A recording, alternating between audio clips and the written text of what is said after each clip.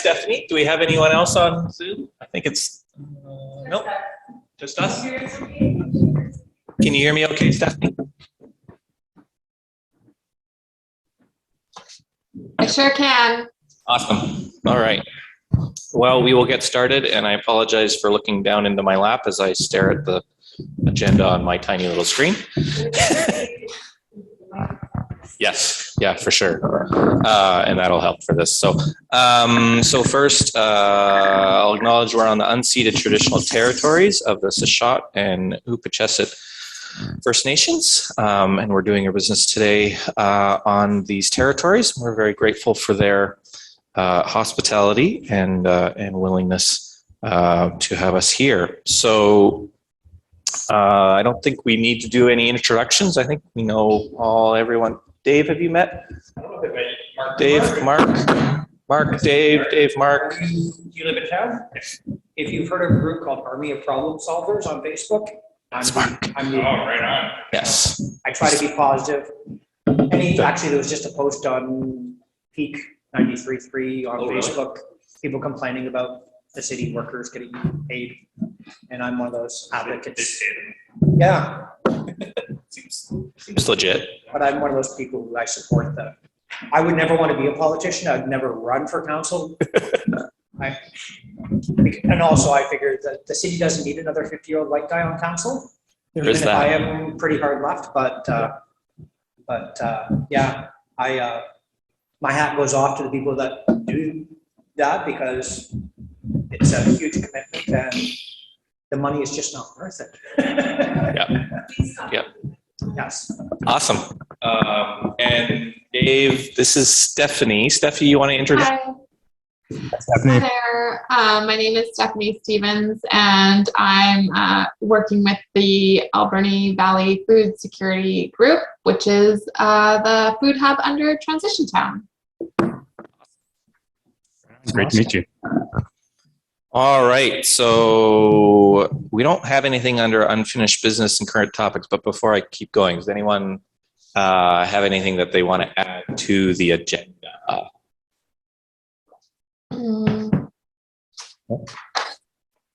Okay. Sorry, I have one note about a fundraiser for the fall fairgrounds. Okay, perfect. We'll do that in events. Perfect.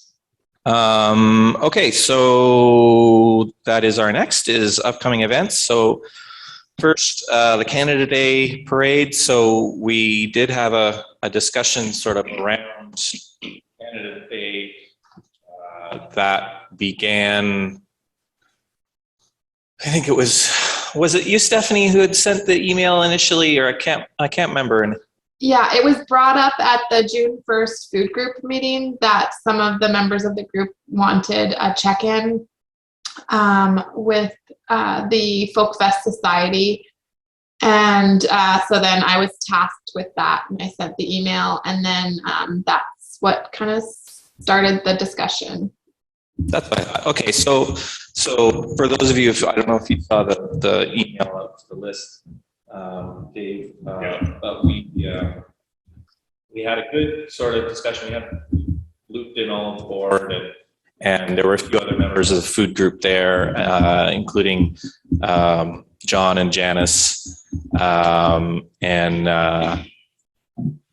we sort of did some back and forth, just trying to see where the Canada Day Parade Committee was, and what the sort of temperature was from local First Nations and stuff, and we came to the conclusion that that we would withdraw from the Canada Day Parade for this year. So so that's kind of that. Now the only part that I have a question remaining is the Canada Day event down at the Harbor Key, the multicultural festival and whatnot that they're having down there. There was talk of us having the bike valet down there. Is that something that we want to do, or should we just leave it as it is? And We could have it down at the Hobie Key, but we would also need to have some participants in cycling participating as well. And I did speak to Charles at Jumping Slug about maybe organizing some of the folks that patronize the shop on a regular basis to help babysit the bike valet. Because I do think there's definitely value there, and as far as sort of, I don't know what people's thoughts are around the connection between being in the parade and being at that event at the Harbor Key. I think it makes no sense at all to put the bike valet in the parade. That really it needs to be set up down at Harbor Key and ready to accept bicycles and Yeah, I just mean since we're not in the parade, does it make sense for us to have a presence at the Harbor Key as part of the bike valet? well, given that John's going to have the go by bike people in the parade, there might be some customers, and I think that we'd like for the bike valet to become an established routine in town and eventually to expand to more than the size that it is now when it's warranted. And I don't think that it necessarily reflects on our attitude about either Canada or First Nations that we supply protected bike space. Okay. I would ask Rob if he thinks that's a legitimate attitude. I think so. I think for those that are working, volunteering for the bike valet, we could probably think about wearing orange shirt, just a tribute to what Canada Day should be. I don't think that's too much to ask. You know, we have stepped away from the parade for valid reason, and I do think having the bike valet down at the Hobie Key is, I think it's good. Okay. Any other thoughts? Has there been any discussion of maybe doing a bike valet at the Black Tower reawakening thing on the 21st? No, but Part of the problem is it's a weekday. And at this point, bike valet lives in Rob's garage. Rob is, he's working full time. And so it might be premature. 21st is a Thursday? Tuesday, I believe. Yeah. Yeah, it might be too early. That's too bad. I didn't realize it was that day. It's bad we could have that might be too early or too late. But yeah. Any other thoughts? Okay. Well, why don't we connect with the organizers and make sure that they have a space for us, or they can suggest a spot that we should be in for that. What do you think would be a good area for the bike valet if we were to be able to pick a spot? Probably, but depending on where they let us set up, probably on the grass field. You know, The playground there? Yeah. But on that grassy spot there. But again, it depends on where they let us set up. Because they may have other things going on there too. Yeah. Okay. Well, I'll connect with them and see what a good spot will be for that. But I agree. I think it would be. I think it's you know, not being in the parade is the appropriate way of sort of signifying that and being able to still provide a service to the community who will be down there. I think will be valuable for the community. So, okay, that's good. Anyone else? Any other questions or thoughts about Canada Day? All right, Stephanie, you want to talk about Fall Fair? We usually have, just so that you're up to speed, we do usually have a Fall Fair presence, which we normally start talking about around now, but yeah, it's usually in the Van Ypern building or last outside, and we had the Bike Valley there. That was our sort of first test run at the Bike Valley. But yeah, go for it. So first, I apologize for this adage. The food group meeting was just 3 hours previous to this, so I didn't have time to get it in for the formal agenda. So it just came to my attention that this is actually like a fundraiser for the Fall Fairgrounds. I'm assuming for the agricultural building or the horse buildings that may have burned down or something like that. Oh, And this is on July 24th. So this is a fundraising event that's in its preliminary planning stages. And Anna Lewis from the ACRD just mentioned that there's probably going to be info booths available there. So I thought I would just mention it in case we're looking for another place for some exposure and to meet people and that type of thing. And if we were, then we could go ahead and contact Anne Siddall for more information. yeah. Well, I think we've always been in the Fall Fair, and I think we've always been a big supporter, and they've certainly supported us in the food group, especially providing space in the Van Ypern building. So, I think as an organization, it'd make a lot of sense for us to be there, both in support and to like you said, get our name out there a little bit too. But It's still preliminary stages, so that's all the information I have on the event at this time. But cool. I will not be in town. I'll be halfway across the country, but but that would be great. Any other thoughts around being up there? I guess we'll wait for more information about the event and stuff. It would be great to be able to have the Bike Valley up there. We'll bike up there to be at the fundraiser. Just be there with the table too, if that's appropriate.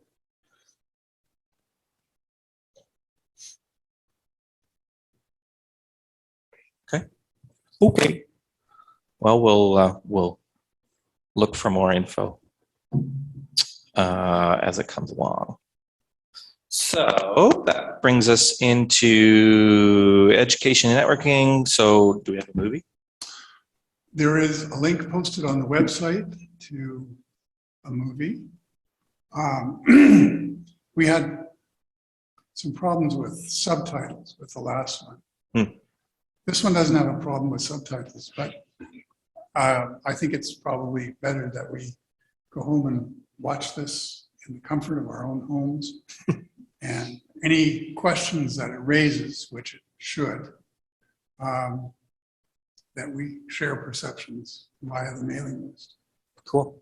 What's the title? Did I not put it in the? No, get it's a link. teaser of the topic.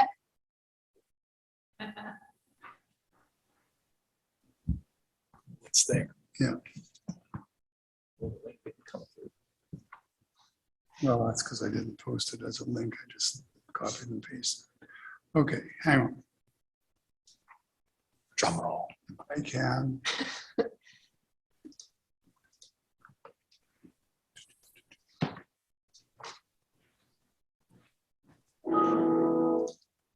I just followed the link.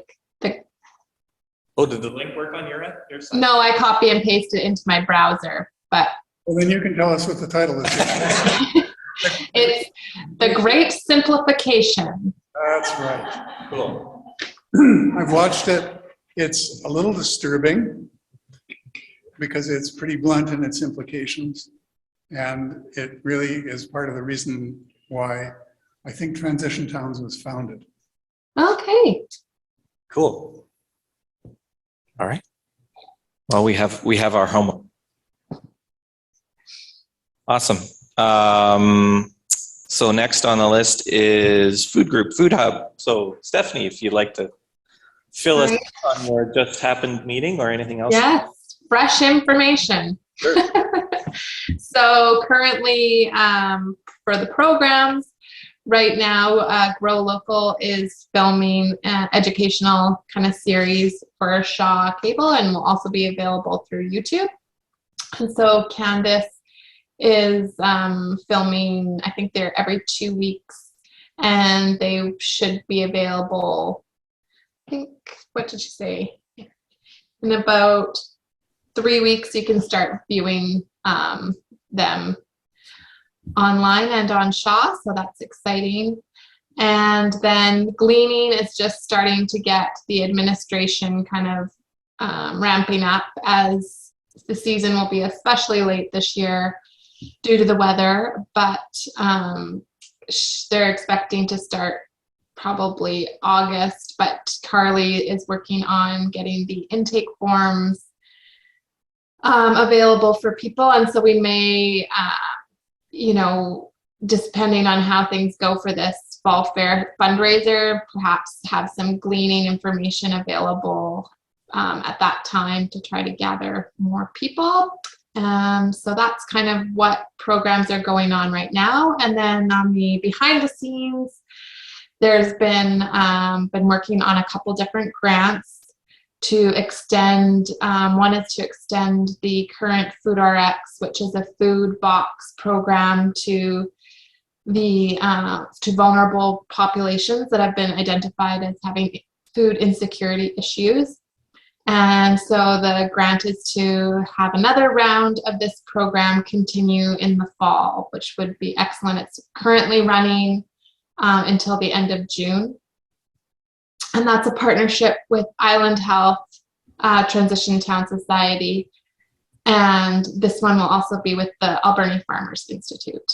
And then the other grant that we're working on is the Local Food Infrastructure Fund, and that is for refrigeration units, storage, and juicing equipment for our Gleaning program. And that would allow us to have a central place to store everything, and the ability to create a value-added product with the Gleaning. And would add a whole new dimension. So fingers crossed for both of those. Deadlines are coming quick, and we're keeping busy. Awesome. That's great. And you got me to get some letterhead. So I have letterhead for you. Oh, right. And Rob and I have signed the form doodaddy bobber for the direct deposit. Okay. So that should be all good. So should I send that letter out, or should I give those to you? What would you like me to do? What makes most sense? For the Canada Summer Jobs one, the letterhead for that is just so that we're on the same page. That one itself. Yeah. I think I have to also sign it before it goes in, so that one could go there. And then the direct deposit, I'm happy to send that in on your behalf, if you'd like to. Okay, that's cool. Well, we'll connect on that. That'll be Sounds good. great. Thank you. Awesome. Good. So Cycle Alberni, the only update I had from John was that he was talked to the Go by Bike folks about being in the Canada Day Parade. So Go by Bike is going to be in the Canada Day Parade and have those banners and whatnot. So that's cool. Apparently that's one of the few, or it's possibly the first time that a Go by Bike sort of presence has been in a Canada Day Parade. So the folks at Go by Bike were excited about that. But that's all I had from John on the sort of wider Go by Bike. So we just had Go by Bike week. Was it last week that is finished? Last week? Last week of May and the first week of June, is that right? So last week it finished. So yeah, it so far from what I've heard through the societies, it's gone super well. Ridership has looks like it's going to be rebounded all the way back up to pre-pandemic levels, which is super exciting. Lots of communities, a few new communities across the province.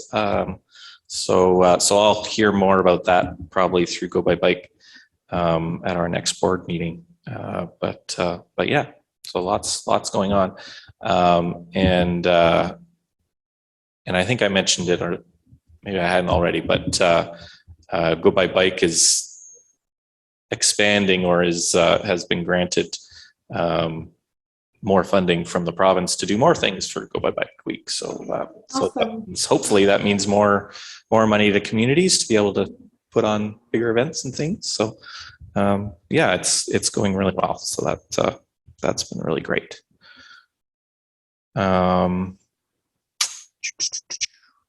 Ocean Friendly, we don't have Gail or Jim here, so I don't have anything on Ocean Friendly, although I think, didn't they have an event coming up this month, or they just had one? I can't remember. I didn't receive any communication from them. I thought there was one at the end of June, but I don't have a microphone, but what is the coastal company that's moved to town, bought a building, 200 employees, $35 an hour? Coastal restoration. oh, right. Coastal environmental restoration or something like that. Coastal Restoration Society. Yeah, I don't know. I don't really know much. Are they about part of the TMX bundle? I say I'm not the sure. Dawn.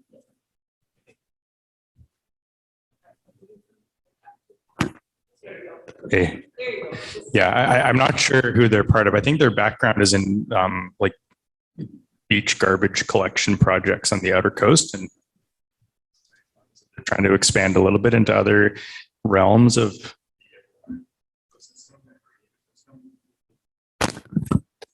But I don't know too much about it, except that I think they're going to set up shop on the corner of 3rd and Argyle. So it's sorry, I don't have a mic. It's the Bank of Montreal. Is it? Oh, really? I don't know.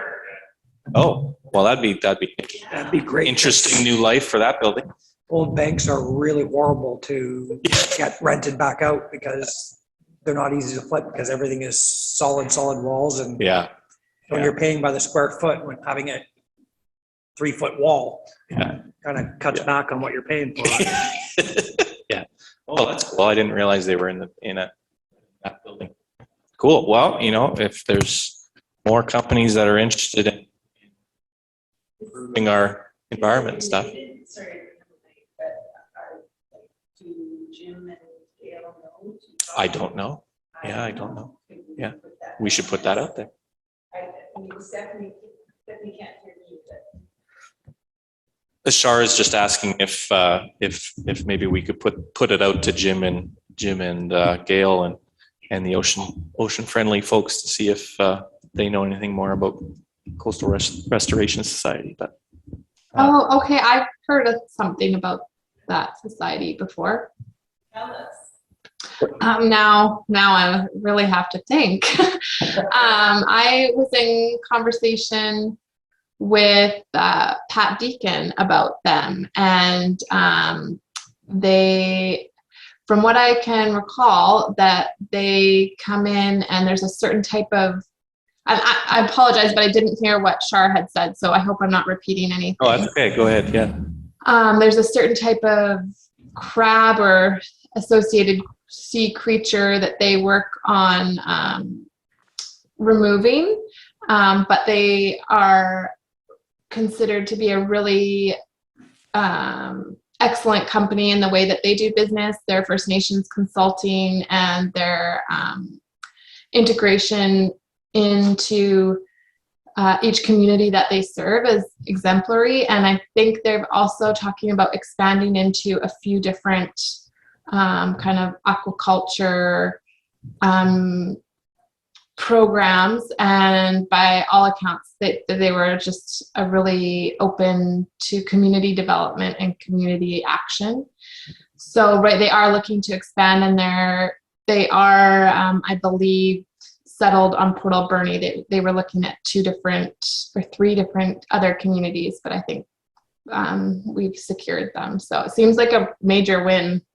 Yeah, well, that's really cool. And if they can maybe base their operations here and be able to do stuff all over the West Coast or whatever, that'd be really Yeah, I think they were in Tofino or something prior to this, and then I think they're going to move their major operations here. cool. Yeah, sorry, Stephanie, it's Char. I've got a microphone now. Okay, so I'm sorry if I repeated anything. No, I kept saying, I don't have a microphone. Could someone please tell Stephanie?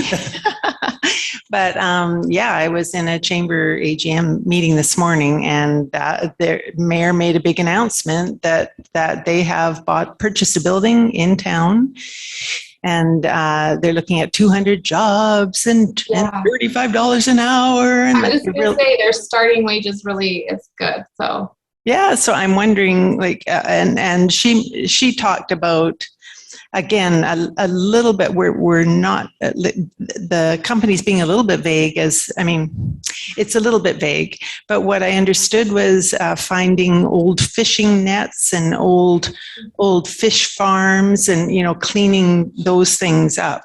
And I thought Jim and Gail would be really interested in that sort of thing. And I'm wondering if Transition Town could make an official, if there could be an official introduction for that committee, or what is Gail's group called? Yeah. Ocean Friendly Port Alberni. Right. Ocean Friendly Port Alberni, which is in some way related to Transition Town. Could there be an introduction? Could there be a mutual partnership? Well, maybe we should have them. Maybe we should. Make a presentation. Yeah. Yes. About what they're working on. Make it so, please. Yeah. Sounds like for the fall.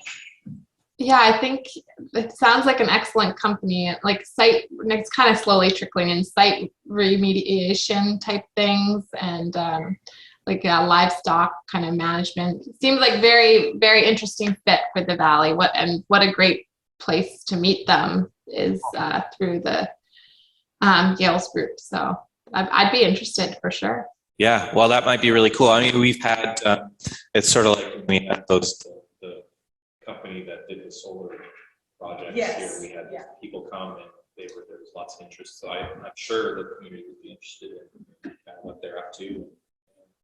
And, so maybe we'll put that, pencil it in for the fall maybe, and have something for people to come and check them out. Awesome. Okay. So last we have Watershed, which I don't have any updates for, and the Somas River Estuary, which I also don't have any updates for. I just haven't been able to get to it at all, unfortunately, but we'll get there. So that just leaves us with the financial, which thank you, Rob. Chris, could I just interject one more? Oh yeah, go. Do you know about the actual title, but the Bird Street Beavers saving that in 2 weeks? Yeah. 2 weeks. There's a meeting here on Tuesday, can't recall, but it's 2 weeks. That'll be the last Tuesday of June. Yeah. And I'm not giving it fair justice, but there is an announcement online of who's coming and who's supporting it. And awesome. It's a big deal. So do we have an official representation at the meeting? Or? Well, I've been invited to help, but it might be something that we want to, as a society, take a position about as well, potentially. That could be valuable or not. I don't. But yeah, I mean, I think it's it's obviously going to be a huge issue.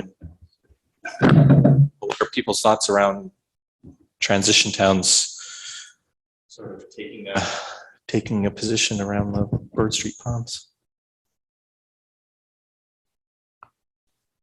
Do you want to put out Sorry, do you want to put out an email to the list and get people to say yay or nay, or what they think the position should be? Sure. Because we don't necessarily represent the whole group. No, and it's Yep. the Fur Bears Society. It's a separate society. And then there's the Sandy McCruer Alberni Valley Nature Club. So there's the two partnering to put this on. Awesome. Yeah. Awesome. Yeah. Yeah, I know, Leslie Fox is the. That's Leslie Fox. Yeah. Yeah, Yes. And it's Tuesday, June 28th, 7 p.m. awesome. Awesome. Cool. Well, that would be great. Well, I'll put a message out to the list. Anyone else have any thoughts around Bird Street Pond? Yeah. Okay. All right. That's cool. And I think that is the end of our agenda. Oh, we have financials, sorry. So I won't go through The them, website. but they're all posted online. Thank you, Rob. Thank you, Rob. That is all good. Next meeting. That's all we got. Next meeting, yes. Can I suggest, we typically have had a meeting in July, Yes. not in August. Yes. And I would suggest, sorry? Meeting in July. July, yes, August. Please continue. I'm okay with that, Okay, then that's what we'll do. especially since I won't be here in July anyways. I'm okay with no meeting in Well, July. that was part of it. The other part of it was planning for fall fair. Yeah, we need to plan for fall fair for sure. Okay, so no meeting in July. Okay. All right. So I'm driving all the way from here all the way to PEI and back. Oh my. So With two teenagers. with two teenagers, Oh, I don't know. it's gonna be great. It's gonna for any of my teenagers that may watch this at some That's point. 10 days? We're gonna have so much fun. It's gonna be great. 10 days there, 10 days back. Well, yeah, we end up. It's about a month. It's a month. Yeah, okay. Yeah. Well, the impetus is I am a Spanish citizen now, and I have to go if I want a Spanish passport. I have to go all the way to Toronto to do all these stupid things. Spanish is in Spain. Yeah. They have these things called airplanes, right? They do, but Toronto in 4 they hours. do CO2 emissions and all sorts of things. And I figured, well, you know what? Why don't we just drive across Canada in the EV and make a trip of it? So My sister that moved here, she's actually moving back to Ontario. She's been in Gold River for the last year, but Oh, yeah. now she's got a full-time teaching position in a bigger board. Yeah. She found in Gold River, it's such a small board that there isn't the resources and expertise. Yeah, so she's heading back there. But I actually told her that she's been here for 2 years. The weather's been crap for 2 years, so she can make it back to Ontario. But yeah, it's a 4 or 5 days if you're pushing, and Yeah, with for sure. with two drivers, ideally driving 16 hours. We got here in 4 days. Yeah. But with two teenagers, It oh, was in 2002, I think it was. Yeah, it was the year after 9/11. I wanted to go to Ottawa and they closed Ottawa. that July 1st. But yeah, so I did it then. It took 4 days to get across, 5 days. you should look at the train. I- You did? It's terrible. It's a long time. There's lots of gaps. It's Yeah. long. Ridiculously expensive. And I actually calculated how much CO2 emissions are from that train. It's way worse than even flying. Like, it's awful. You mean our 1970 diesel trains Oh, are not that energy efficient? God, it's terrible. It's so bad. Yeah. No, don't get me started about trains. It could be so much In better. China, they have a train that goes 720 kilometers an hour or something. Yeah, like that, some and it's all ridiculous speed. electrified and, Yeah. oh man, And we don't have a train in North America that can go 140. no. How does Yeah. that work? It's bonkers. It's totally bonkers. Anyway, there you go. Totally sidetracked. So nothing in July. Second Wednesday in August, we'll be back. Third Wednesday. Glad somebody knows what's going on. Motion to adjourn our own. So moved. Cool. Well, thank you, everybody. Good evening. Have a great night. Cool. Thank you for everything. Bye, guys. Thanks, Anthony. Bye, Char. Bye.